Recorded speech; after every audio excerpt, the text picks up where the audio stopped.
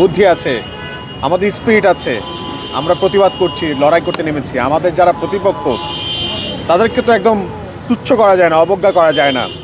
তা আমরা সর্বোচ্চ শক্তি দিয়ে যেহেতু হচ্ছে ইনসাফ প্রতিষ্ঠায় লড়াইতে নেমেছি, তারাও সর্বোচ্চ শক্তি দিয়ে হয়তো বা আমাদেরকে আমরা যাতে ফেল করি সেজন্য তারা নেমেছে, তারা নামবে।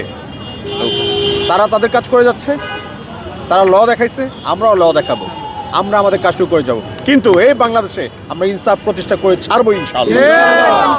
আর একটা জিনিস আমাদেরও তো আমরা বলবো যে হ্যাঁ, ওনারা হয়তো বা ভুলভাবে হচ্ছে উপস্থাপন করেছে, অথবা হচ্ছে তারা যাদের সাথে যোগাযোগ করার চেষ্টা করেছে তাদেরকে পায় নাই। ঠিক আছে, আমাদের টেকনিক্যাল ফল্ট হইতে পারে, এর জন্য দেশের আইন আছে, আমরা আইন অনুযায়ী যাব, আমরা আপিল করব, কোনো অসুবিধা নেই। আমরা চাই চূড়ান্ত সমাধান, এবং জনমানুষের কথা বলতে যেহেতু রাস্তায় নেমেছি, আমরা মানুষকে সম্মান করবো, আমরা এই দেশের নাগরিক হিসেবে আমরা দেশের আইনকে সম্মান করব, কোনো অসুবিধা নেই। এই আইনের মধ্যে দিয়ে যাব, এই আইনের মধ্যে দিয়ে গিয়েই আমরা ইনসাফ প্রতিষ্ঠা করে আসবো ইনশাআল্লাহ। ঘন ঘন ইন্ডিয়ায় যায়, হ্যাঁ, তাদের দেখবেন মনোনয়ন খুব ভালোভাবে আছে। তাদের মধ্যে যদি ব্যাংকক্রাফটও হয়, ঋণখেলাপি হয়, তারা যদি ডিফল্টার হয়ে থাকে, দেখবেন তাদের মনোনয়ন না টিকে গেছে, কোনো সমস্যা হচ্ছে না।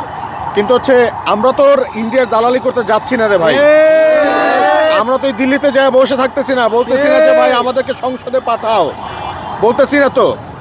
এই জন্য হয়তো বা আমাদের কোনো দোষ না থাকলেও তারা বলতেছে যে আমাদের 10 জনকে, আমার 6,500 মানুষের লিস্ট দিয়েছি, সেখান থেকে 10 জনকে তারা ফোন দিয়ে পাচ্ছে না। আর বাদবাকি 6,500 মানুষ যে আছে, 6,500 বাদ দেন, আর বাদবাকি যে 6,000 মানুষ আছে তারা কি দোষ করছে? তাদের কাছে কেন আপনারা যোগাযোগ করতে গেলেন না? তাদের কাছে আপনারা খোঁজ নিতে কেন গেলেন না? 6,000 মানুষ কি মানে কেউ কি হচ্ছে ওখানে নাই যে আপনার সাথে সঠিকভাবে যোগাযোগ করবে? এই প্রশ্নটা আমাদের থেকে যায় না। তা আমরা হচ্ছে জাস্ট আপিল করছি, আগামীকালকে আপিল করব, আল্লাহ ভরসা, দেখা যাক। তবে যে বা যারাই এটা যদি প্রমাণিত হয় কেউ বা কোনো গোষ্ঠী ইন্ডিয়ার দালালি করছে, বাংলাদেশের মানুষ তাদেরকে ছেড়ে কথা বলবে না।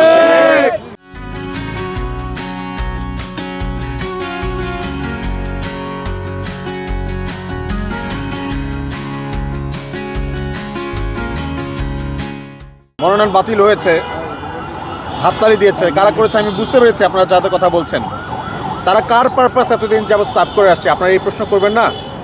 আপনারা প্রশ্ন করবেন না তাদের নিয়োগটা হয়েছে কোন সময়টায়, তাদের পদোন্নতি হয়েছে কোন সময়টায়, কারা তাদেরকে পদোন্নতি দিছে, কি কারণে দিছে, কোন ফ্যাসিস্টের পারপাস সার্ভ করার জন্য তাদেরকে পদোন্নতি দেওয়া হয়েছে? এবং পদোন্নতি পাওয়ার পর হাসিনা পালায় গেছে, কিন্তু তারা কি পালাইছে? হাসিনার সিস্টেম কিন্তু রয়ে গেছে, আপনাদেরকে এটা মনে রাখতে হবে। হাসিনার সিস্টেম কিন্তু এখন পর্যন্ত হাসিনার পারপাস সার্ভ করে যাচ্ছে। আমরা যারা সারা বাংলাদেশের মানুষ, আমরা কিন্তু একদম বুঝি না ব্যাপারটা, কিন্তু এমন না, আমরা কিন্তু বুঝি, আমরা কিন্তু দেখি, সব কিছু সময় মতো হিসেব করে বুঝিয়ে দেওয়া হবে ইনশাআল্লাহ।